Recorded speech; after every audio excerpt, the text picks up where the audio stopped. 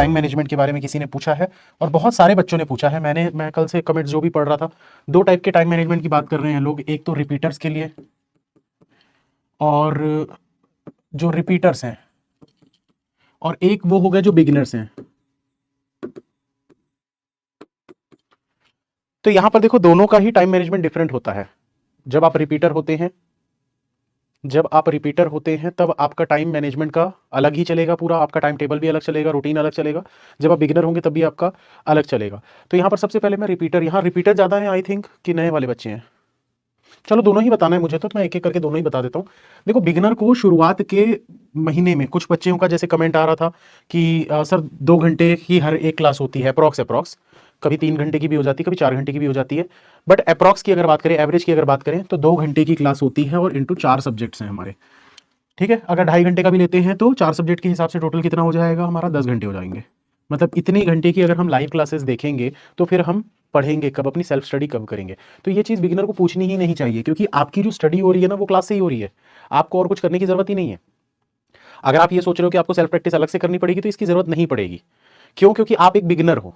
Beginner के पास practice करने के लिए बहुत ज्यादा कुछ नहीं होता है। जो आप प्रीलिम्स के थोड़े बहुत चीजें लिए हो, उसी की आप प्रैक्टिस करनी होती है, वो जो कि आप क्लास में कर सकते हो। ठीक है, और शुरुआत में प्रैक्टिस के पीछे मत भागो, शुरुआत में अपने कंसेप्ट के पीछे भागो। जितनी जल्दी आप कंसेप्ट क्लियर करोगे, जितनी जल्दी आपके कॉन्सेप्ट क्लियर होंगे, आप लोगों से आगे बढ़ जाओगे। तो शुरुआत में आपको सिर्फ और सिर्फ क्लास पे फोकस करना है। अब यहाँ पर बात एक ये भी आती है कि सर लेकिन 10-10 घंटे की क्लास देखेंगे, तो क्या ये मतलब पॉसिबल है 10-10 घंटे की क्लास देख पाना? तो आपको ये चीज डिसाइड करनी पड़ेगी दोस्तों कि आपको कब कौन सी चीज को स्किप करना है। कब कौन सी चीज को स्किप करना है? मतलब अगर मैं आप लोगों को यहाँ पर बोलूँ कि भाई 10 घंटे की क्लास डेली होती है क्या? नहीं होती। आप खुद ये चीज को नोटिस करोगे आगे जाके कि जो 10 घंटे की क्लास हो रही है डेली की, तो वो डेली नहीं हो रही है। यहीं पर बच्चे फंस जाते हैं, और जो स्मार्ट बच्चे होते हैं वो ये चीज को पकड़ लेते हैं कि हाँ डेली तो नहीं हो रही है क्लास। तो आपको क्या करना है, जैसे यूट्यूब की अगर मैं बात करूं, तो यूट्यूब पे कोई भी क्लास होती है, जैसे मैं अगर आशीष सर की बात करूं, तो आशीष सर मैराथन क्या डेली 4 घंटे का लेते हैं? नहीं लेते। हफ्ते में 2 लेते हैं, 3 घंटे का, 4 घंटे का, जो भी ले रहे हैं, हफ्ते में 2 लेते होंगे। भाई कोई भी टीचर 4-4 घंटे का मैराथन डेली नहीं ले सकता। तो आपको वो चीज को सोचना है कि भाई 2 दिन उनकी हो रही है मैराथन। तो वैसे भी मैंने तो ये सोचा है कि जिस दिन आशीष सर की मैराथन होगी उस दिन मैं नहीं रखूंगा, मैं उसके अगले दिन रखूंगा। तो इससे क्या है, एक दिन आप उनकी मैराथन कर पाओगे, एक दिन मेरी मैराथन कर पाओगे। तो ये तो यूट्यूब की क्लास आप मैनेज हो जाएगी इसमें, मैथ्स और रीजनिंग दोनों की। निमिषा मैम का टाइम फिक्स है, एक एक सवा घंटे की क्लासेस मैम 2 लेती हैं, उनका टाइम फिक्स है। कुछ सर का भी 1-1 घंटे की क्लास होती है, वो टाइम फिक्स है। तो वो उसमें आप लोगों को कुछ नहीं कर सकते, ये चीज करनी ही करनी है, क्योंकि जीके ऐसी चीज है, इंग्लिश ऐसी चीज है जो डेली आपको करना ही करना है, उसमें आप स्किप नहीं कर सकते। मैथ्स रीजनिंग में आप क्या कर सकते हो कि एक दिन अगर आप क्वांट की मैराथन अटेंड कर रहे हो, तो दूसरे दिन आप रीजनिंग की अटेंड कर लो। तो दोनों चीजें आपकी कवर हो जाएंगी अल्टरनेट डेज में।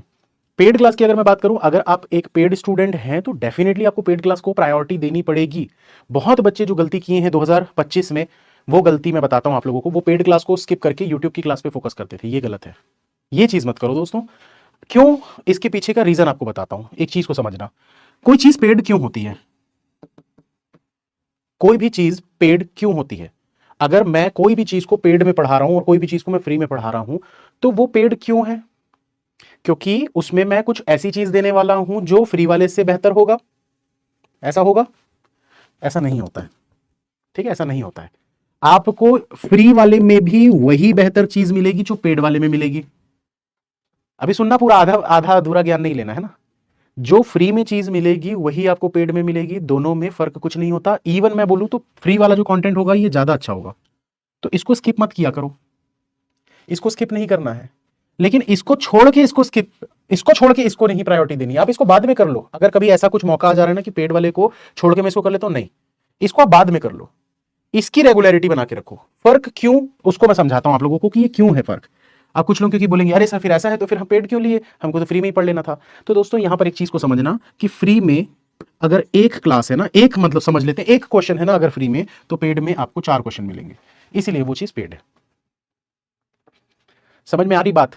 थोड़ा सा इस चीज को समझने की कोशिश करोगे तो आपकी पूरे डाउट क्लियर हो जाएंगे कि फ्री और पेड क्लासेस में आप जो प्रायोरिटी आप जो देते हो ना, बहुत बच्चों को मैंने देखा 2025 में ये गलती किए हैं। आप मत करना जो बिगिनर है खासकर। पेड की प्रायोरिटी को इसीलिए रखो, देखो ये एक फ्री क्लास अगर आपको मिल रही है, यहां आपको 4 मिल रही है, मतलब क्वेश्चन की बात कर रहा हूं मैं, एक क्वेश्चन अगर आपको फ्री में मिल रहा है, नो डाउट वो भी टॉप नॉच रहेगा, जैसा ये रहेगा, टॉप लेवल का क्वेश्चन ही रहेगा। क्योंकि भैया फ्री क्लास में अगर हम अच्छी क्वालिटी के क्वेश्चन देंगे तभी तो बच्चा हमारी पेड क्लास लेगा, वरना क्यों लेगा? मैं एकदम फैक्ट चीज बोलता हूं भाई, मेरे को कोई फर्क नहीं पड़ता ये सब चीजों से। मैं एकदम फैक्ट चीज बोलता हूं, क्योंकि आपके करियर का सवाल है। यहां पर चिकनी चुपड़ी बात करके मैं ये सब आपको प्लीज करने के लिए नहीं आया हूं। मैं आपको गाइड करने के लिए आया हूं ताकि आप जल्दी से जल्दी बैंकर बने और फिर पैसा कमाएं। सबका एम है भाई जॉब चाहिए, पैसा कमाना है, तो इसलिए फैक्ट बातें करो। इंटरव्यू में भी दोस्तों एक चीज बोलूंगा, बहुत लोग ना फेक बनने की कोशिश करते हैं, मत बना करो फेक। जो हो जैसे हो वैसे रहो, हम्बल रहो बस, ठीक है। तो फ्री वाली क्लास को आप प्रायोरिटी देकर इसको मत स्किप करो, ठीक है। आप इसको बाद में भी देख सकते हो। इसीलिए कोशिश ये रहती है कि आपकी ये वाली क्लास जो है ये रेगुलर रहे, एकदम बिल्कुल स्टेप बाय स्टेप प्रोसेस वाली रहे। मतलब आपको पता होना चाहिए इस क्लास के बाद फिर ये क्लास है, फिर ये क्लास है, फिर ये क्लास है, तो स्टेप बाय स्टेप आप चढ़ोगे। यूट्यूब पे जो क्लास होती है वो प्रैक्टिस सेशंस होते हैं। तो जो बच्चे बोल रहे हैं ना कि सर हम प्रैक्टिस कहां से करें, प्रैक्टिस कहां से करें, हम प्रैक्टिस कब करेंगे, तो यूट्यूब पे प्रैक्टिस के लिए ही क्लासेस ली जाती हैं, उनको आप देख सकते हो प्रैक्टिस के लिए, ठीक है।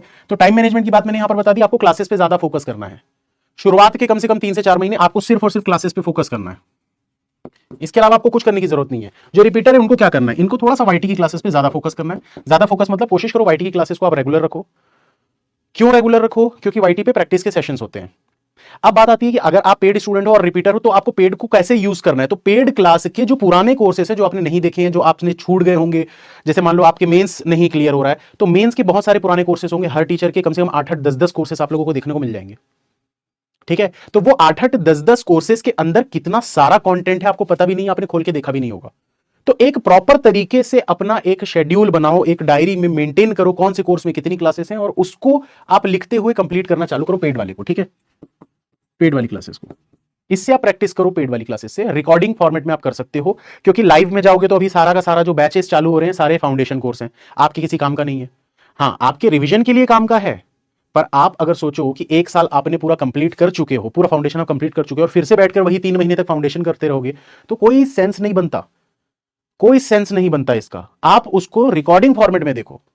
रिकॉर्डिंग में क्यों बोल रहा हूं, क्योंकि आपका समय बचेगा। उम्मीद करता हूं आपका जो डाउट था वो क्लियर हुआ होगा कि रिपीटर्स को क्या करना चाहिए टाइम मैनेजमेंट के लिए। यहां पर आपको ज्यादा से ज्यादा प्रैक्टिस पे फोकस करना है। मतलब आप जितना भी समय दे रहे हो ना, जैसे 10 घंटे आप पढ़ाई करते हो, 10 घंटे में आपको 5 घंटे वीडियो लेक्चर जो होते हैं वो देखने हैं, और 5 घंटे जो है वो आपको मॉक टेस्ट और सेल्फ प्रैक्टिस करनी है। अब सेल्फ प्रैक्टिस जो है वो आप चाहो तो क्लासेस से कर सकते हो, क्लासेस के कंटेंट क्योंकि सबसे बेस्ट होते हैं। फ्री मटेरियल उठा उठा प्रैक्टिस मत करना भाई। बहुत बहुत लोगों को मैंने देखा फ्री कंटेंट के पीछे भागे रहते हैं, कहीं पर भी फ्री मिल जाए, कुछ पीडीएफ मिल जाए, कहीं टेलीग्राम पे मिल जाए, कहीं गूगल पे मिल जाए, बस फ्री पीडीएफ को डाउनलोड कर लेंगे और उसको बनाते रहेंगे। वो कंटेंट घटिया है यार। आप कभी पेड क्लास के कंटेंट से उसको कंपेयर करके देखना, आपको खुद वो चीज समझ में आ जाएगी कि आप क्या गलती कर रहे हो। आप जब तक वो सब गलतियों को नहीं सुधारोगे, दूसरों से कैसे आगे बढ़ोगे।